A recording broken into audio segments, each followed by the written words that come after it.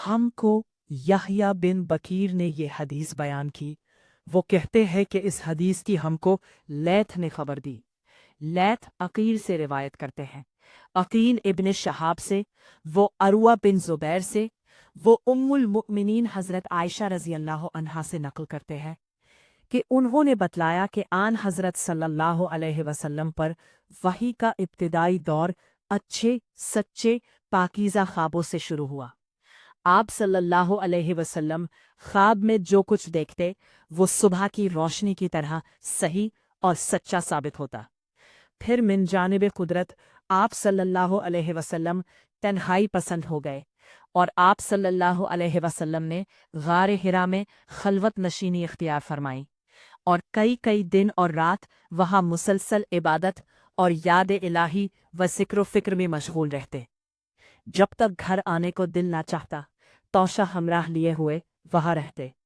तौशा ख़त्म होने पर ही अहलिया मुहतरमा हज़रत खदीजा रज़ी अल्लाह अन्हा के पास तशरीफ़ लाते और कुछ तौशा हमराह लेकर फिर वहाँ जाकर खलवत गुज़ी हो जाते। यही तरीक़ा जारी रहा यहाँ तक कि आप सल्लल्लाहु अलैहि वसल्लम पर हक़ मुनकशिफ हो गया और आप सल्लल्लाहु अलैहि वसल्लम गार हिरा ही में क़याम पजीर थे कि अचानक हज़रत जब्राईल अलैहिस्सलाम आप सल्लल्लाहु अलैहि वसल्लम पर नाजिल हुए, वसल्लम के पास हाजिर हुए और कहने लगे कि ए मोहम्मद पढ़ो। आप सल्लल्लाहु अलैहि वसल्लम फरमाते हैं कि मैंने कहा कि मैं पढ़ना नहीं जानता।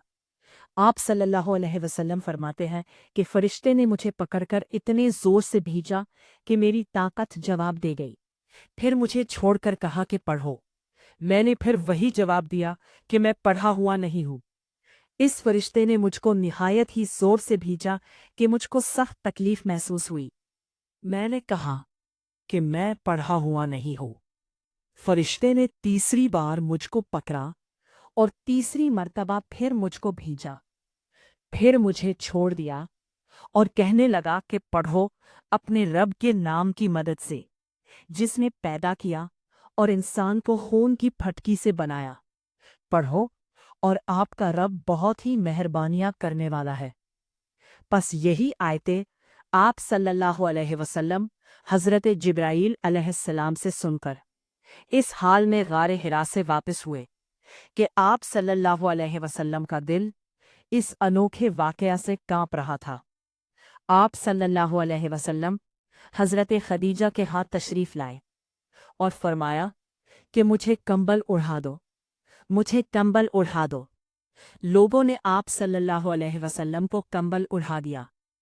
जब आप सल्लल्लाहु अलैहि वसल्लम का डर जाता रहा तो आप सल्लल्लाहु अलैहि वसल्लम ने अपनी ज़ौजा मोहतरमा हज़रत खदीजा रज़ी अल्लाह अन्हा को तफ़सील के साथ ये वाक़या सुनाया और फरमाने लगे कि मुझको अब अपनी जान का खौफ हो गया है। आप सल्लल्लाहु अलैहि वसल्लम की अहलिया मोहतरमा हज़रत खदीजा रज़ी अल्लाह अन्हा ने आप सल्लल्लाहु अलैहि वसल्लम की धारस बंधाई और कहा कि आपका ख्याल सही नहीं है। खुदा की कसम आपको अल्लाह कभी रसवा नहीं करेगा।